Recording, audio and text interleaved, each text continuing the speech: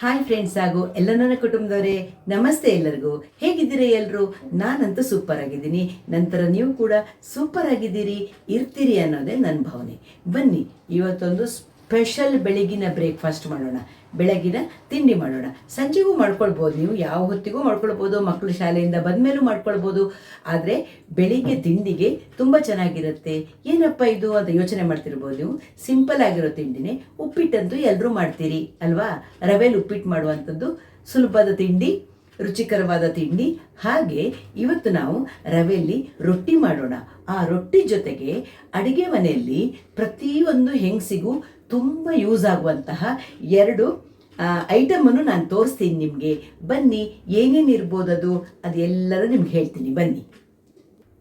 ಈಗ ರವೆ ರೊಟ್ಟಿ ಮಾಡೋಕ್ಕೆ ಏನೇನು ಬೇಕಂತ ನಾನು ನಿಮಗೆ ತೋರಿಸ್ಕೊಡ್ತೀನಿ. ನಾನು ಇದು 1 ಕಪ್ಪಲ್ಲಿ ಉಪ್ಪಿಟ್ಟು ರವೆ, ಮೀಡಿಯಮ್ ರವೆ ಇಟ್ಕೊಂಡಿದ್ದೀನಿ. ಅರ್ಧ ಕಪ್ಪು ಚಿರೋಟಿ ರವೆ ಇಟ್ಕೊಂಡಿದ್ದೀನಿ.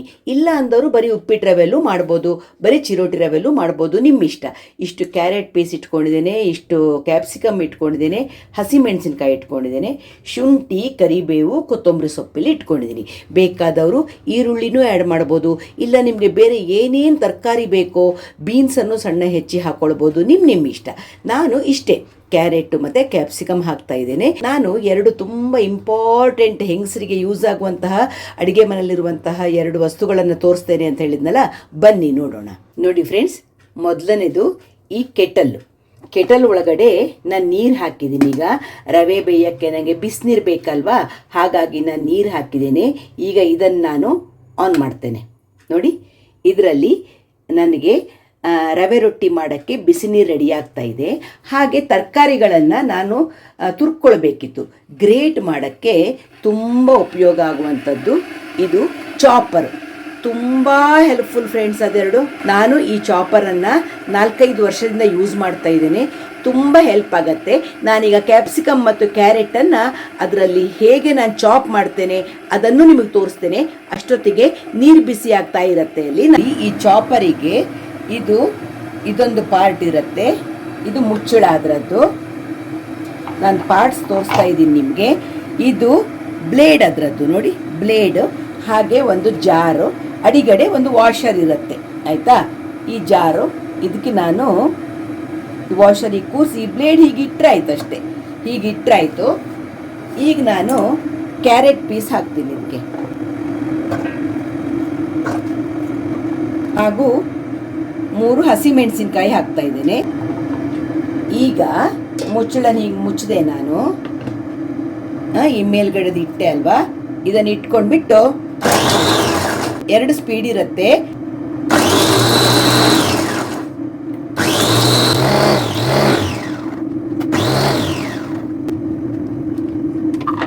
ಎಷ್ಟು ಸಣ್ಣಕ್ಕೆ ಬೇಕು ಅಷ್ಟು ಸಣ್ಣಕ್ಕೆ ನಿಮಗೆ ತೋರಿಸ್ತೀನಿ.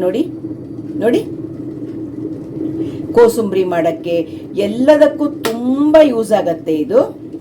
ನೋಡಿ, ಈಗ ಇಲ್ಲಿ ನಂದು ನೀರು ಕೆಟಲಲ್ಲಿ ನೀರು ಬಿಸಿಯಾಗಿ ಲೈಟ್ ಆಫ್ ಆಯಿತು, ಕುದಿ ನೀರು ರೆಡಿ ಆಯ್ತು ಅದರಲ್ಲಿ.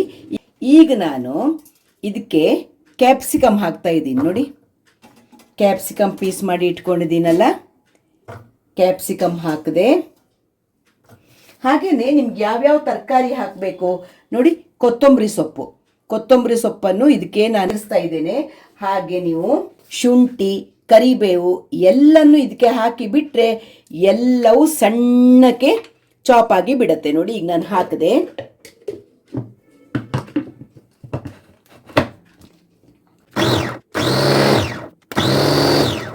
ಸುಮ್ಮನೆ ಇದನ್ನು ಹೀಗೆ ಇಟ್ಟರೆ ಆಯ್ತು, ಅಷ್ಟೇ, ಏನೂ ಮಾಡೋಕ್ಕಿಲ್ಲ. ಪ್ರೆಸ್ ಮಾಡಿ ಇಟ್ಟರೆ ಆಯಿತು, ಬಟನ್ ಒತ್ತಿದ್ರೆ ಆಯಿತು. ಎಷ್ಟು ಸುಲಭಕ್ಕಾಗತ್ತೆ ಗೊತ್ತಾ? ನೋಡಿ, ಕ್ಯಾಪ್ಸಿಕಮ್ ಎಲ್ಲವೂ ನೋಡಿ ಪುಡಿ ಆಯ್ತು, ಹೌದಾ?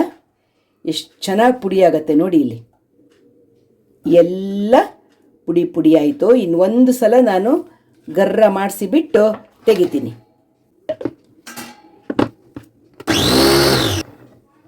ನೋಡಿ, ಇದು ಮೋಟರ್ ಇರುವಂಥ ಪಾರ್ಟ್. ಇವೆರಡು ಮುಚ್ಚಳ, ಮತ್ತು ನೋಡಿ ಮುಚ್ಚಳಕ್ಕೆ ಹಿಡಿದಿದ್ದೆಲ್ಲ ತೆಗೆದು ರೆಡಿ ಮಾಡ್ಕೊಳ್ತೀನಿ ನಾನು.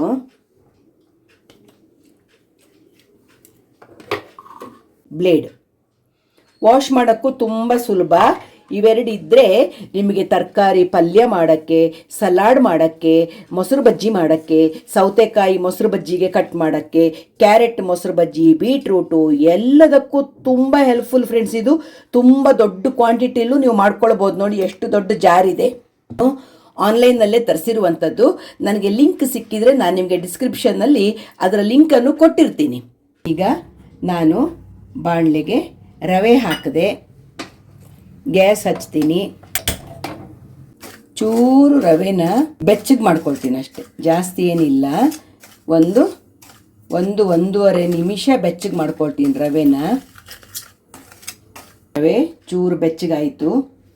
ಈಗ ಕೆಟಲಲ್ಲಿ ಬಿಸಿನೀರು ರೆಡಿಯಾಗಿದಲ್ವಾ, ಈ ಬಿಸಿನೀರನ್ನು ನಾನೀಗ ರವೆಗೆ ಹೊಯ್ತೇನೆ. ರುಚಿಗೆ ಬೇಕಾದಷ್ಟು ಉಪ್ಪು ಹಾಕಿದೆ. ನೋಡಿ, ಸ್ವಲ್ಪ ಜೀರಿಗೆ ಹಾಕ್ತೀನಿ ನಾನು. ಚೂರು ಹಳದಿ ಹಾಕಿದೆ, ಅರಿಶಿನ ಹಾಕಿದೆ. ಹಾಕಬೇಕಂತಿಲ್ಲ, ಅರಿಶಿನ ನಿಮ್ಮ ಚಾಯ್ಸು. ಬೇಕಾದರೆ ಹಾಕ್ಕೊಳ್ಬೋದು, ಬೇಡ ಅಂದರೆ ಇಲ್ಲ, ನಿಮ್ಮ ಇಷ್ಟ. ಚೆನ್ನಾಗಿ ಮಿಕ್ಸ್ ಮಾಡೋಣ ಇದನ್ನು. ಅರಿಶಿನ ಹಾಕಿದ್ದು ಎಲ್ಲ ಚೆನ್ನಾಗಿ ಮಿಕ್ಸ್ ಆಗಲಿ. ರವೆ ಎಲ್ಲ ಬೆಂದು ಗಟ್ಟಿ ಆಯಿತು ನೋಡಿ. ಈಗ ತಣ್ಣಗಾದ್ಮೇಲೆ ಅದು ಇನ್ನೂ ಗಟ್ಟಿ ಆಗುತ್ತೆ. ಇದಕ್ಕೆ ನಾನು ನೋಡಿ ತರಕಾರಿ ಚಾಪರಲ್ಲಿ ರೆಡಿ ಮಾಡಿ ಇಟ್ಕೊಂಡಿದ್ದೀನಲ್ವಾ.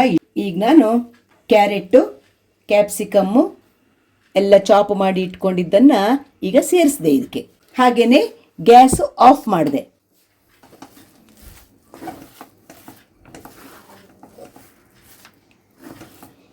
ತರಕಾರಿ ಎಲ್ಲ ಸೇರಿಸಿದೆ ಅಲ್ಲ. ಈಗ ಇದನ್ನು ಚೆನ್ನಾಗಿ ಮಿಕ್ಸ್ ಮಾಡ್ತೇನೆ. ಗ್ಯಾಸ್ ಆಫ್ ಮಾಡಿದ್ದೀನಿ.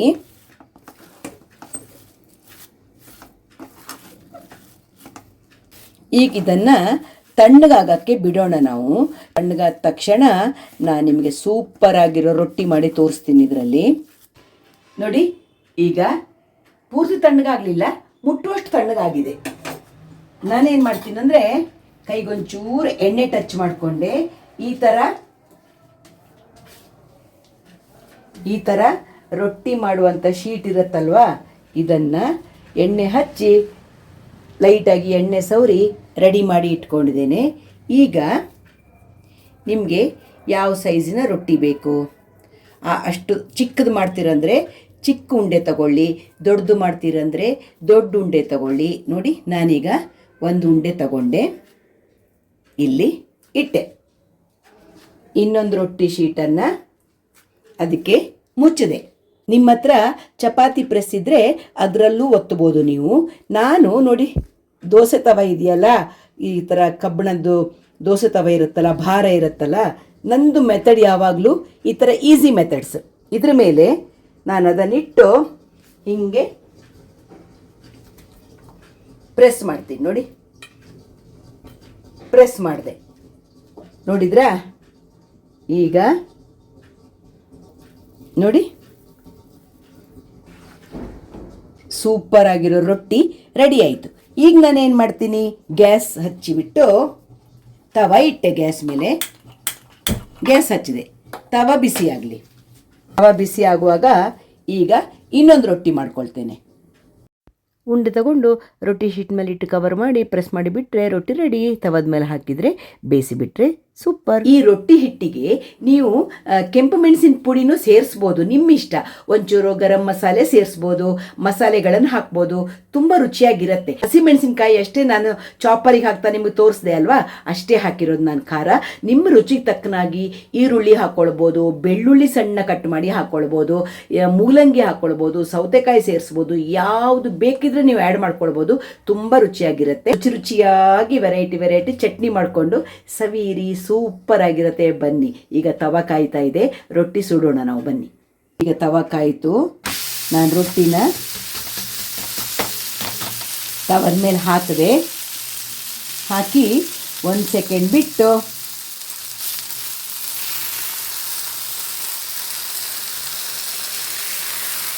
ತೆಗೆದುಬಿಟ್ರೆ ರೊಟ್ಟಿ. ನಾನೇನು ಎಣ್ಣೆ ಹಾಕಲ್ಲ, ಡ್ರೈ ಆಗಿ ಸುಡ್ತೀನಿ. ನಿಮಗೆ ಇಷ್ಟ ಇರುವವರು ಎಣ್ಣೆ ಬೇಕಿದ್ರೆ ಹಾಕ್ಕೊಳ್ಳಿ, ತುಪ್ಪ ಬೇಕಿದ್ರೆ ಹಾಕ್ಕೊಳ್ಳಿ, ಯಾವುದು ಹಾಕ್ಕೊಂಡ್ರೂ ತುಂಬ ರುಚಿಯಾಗಿ ಬರುತ್ತೆ. ಇದು ಬೇಯೋದ್ರೊಳಗೆ ಇನ್ನೊಂದು ರೊಟ್ಟಿ ಒತ್ಕೊಂಡು ಬಿಡೋಣ. ಅಷ್ಟೊತ್ತಿಗೆ ಅದು ಬೆಂದು ರೆಡಿ ಆಯಿತು. ಆಚೆ ಈಚೆ ಎರಡು ಕಡೆನೂ ಚೆನ್ನಾಗಿ ಬೇಯಿಸಬೇಕು. ತೆಳ್ಳಗಾಗಿ ಬರುತ್ತೆ ಫ್ರೆಂಡ್ಸ್. ರೊಟ್ಟಿ ಸೂಪರ್ ಸಾಫ್ಟಾಗಿ ತುಂಬ ತೆಳ್ಳಗಾಗಿ ಬರುತ್ತೆ. ಎರಡು ಕಡೆನೂ ಚೆನ್ನಾಗಿ ಬೆಂತು. ಈಗ ನಾನು ಪ್ಲೇಟಿಗೆ ಹಾಕಿದೆ. ಈಗ ಇನ್ನೊಂದು ರೊಟ್ಟಿ ಮಾಡ್ತೀನಿ ಬನ್ನಿ. ನೋಡಿ, ಹಿಟ್ಟಿಟ್ಟೆ, ಮುಚ್ಚದೆ, ಪ್ರೆಸ್ ಮಾಡಿದೆ. ಈಗ ತೆಗೆದೆ, ರೊಟ್ಟಿ ರೆಡಿ. ತವದ ಮೇಲೆ ಹಾಕಿ ಎರಡು ಕಡೆನೂ ಚೆನ್ನಾಗಿ ಬೇಯಿಸಿಬಿಡಿ. ಇಷ್ಟ ಇರುವವರು ತುಪ್ಪ, ಬೆಣ್ಣೆ ಏನು ಬೇಕಿದ್ರು, ಎಣ್ಣೆ ಏನು ಬೇಕಿದ್ರು ಹಾಕ್ಕೊಳ್ಳಿ.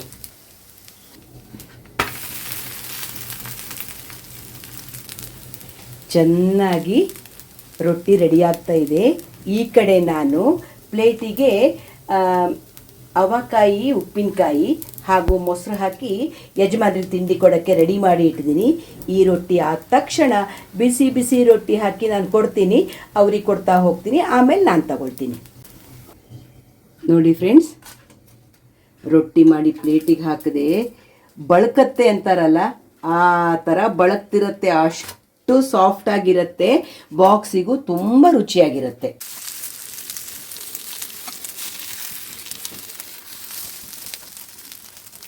ಇನ್ನೊಂದು ರೊಟ್ಟಿ ಬೇಯ್ತಾ ಇರಲಿ, ಅಷ್ಟೊತ್ತಿಗೆ ನಾನು ಯಜಮಾನರಿಗೆ ತಿಂಡಿ ಕೊಡ್ತೀನಿ. ಬಿಸಿ ಬಿಸಿ ರೊಟ್ಟಿ ಹಾಕ್ಬೋದು. ಬಿಸಿ ಬಿಸಿ ರವೆ ರೊಟ್ಟಿ ರೆಡಿ. ನೀವು ಬೇಕಾದ ಥರದ ಚಟ್ನಿ ಮಾಡಿಕೊಂಡು ತಿನ್ಬೋದು. ನಾನು ಚಟ್ನಿ ಮಾಡಲಿಲ್ಲ ಇವತ್ತು. ನಾನು ಉಪ್ಪಿನಕಾಯಿ ಮತ್ತು ಮೊಸರು, ಜೇನುತುಪ್ಪ ಇದೆ, ಬೆಲ್ಲ ಇದೆ, ಏನು ಬೇಕಿದ್ರೂ ಇದೆ. ಅದರಲ್ಲಿ ನಾವಿವತ್ತು ಬ್ರೇಕ್ಫಾಸ್ಟ್ ಮಾಡ್ತಾ ಇದ್ದೇವೆ. ಯಜಮಾನರಿಗೆ ಬಿಸಿ ಬಿಸಿ ಕೊಡ್ತೇನೆ. ಈ ರವೆ ರೊಟ್ಟಿ ಒಂದ್ಸಲ ನೀವು ಮಾಡ್ಕೊಂಡು ನೋಡಿ. ಮಕ್ಕಳ ಬಾಕ್ಸಿಗೂ ಸೂಪರು, ತಿನ್ನಕ್ಕೂ ಸೂಪರು, ಆರೋಗ್ಯಕ್ಕೂ ಒಳ್ಳೆಯದು. ಬೇಕಾದಷ್ಟು ತರಕಾರಿ ಇರುತ್ತೆ, ಎಲ್ಲ ಇರುತ್ತೆ. ಯಾವ ತರಕಾರಿ ಬೇಕು, ನೋಲ್ಕೋಲ್ ಬೇಕಾ, ಕ್ಯಾಬೇಜ್ ಬೇಕಾ, ಯಾವುದು ಬೇಕಿದ್ರು ನಾನು ತೋರಿಸಿದ್ನಲ್ಲ ಚಾಪರ್, ಅದರಲ್ಲಿ ಸಣ್ಣ ಚಾಪ್ ಮಾಡಿಕೊಂಡು ನೀವು ಇದಕ್ಕೆ ಹಾಕ್ಕೊಂಡು ರೊಟ್ಟಿ ಮಾಡ್ಕೊಂಡು ತಿನ್ಬೋದು. ಸೂಪರ್ ಆಗಿರುತ್ತೆ. ಹಾಗಿದ್ರೆ ಸಿಗೋಣ ಮುಂದಿನ ವಿಡಿಯೋದಲ್ಲಿ. ಶ್ಯಾಮಲಾ ವ್ಲಾಗ್ಸ್ ಇಷ್ಟ ಆಗುವವರು ಏನು ಮಾಡಬೇಕು, ಒಂದು ಲೈಕ್ ಮಾಡಿ, ಶೇರ್ ಮಾಡಿ, ಸಬ್ಸ್ಕ್ರೈಬ್ ಮಾಡಿ. ಸಿಗ್ತಾ ಇರೋಣ ಒಳ್ಳೊಳ್ಳೆ ವಿಡಿಯೋಗಳ ಜೊತೆ. ಬಾಯ್ ಎಲ್ಲರಿಗೂ. ನಮಸ್ತೆ.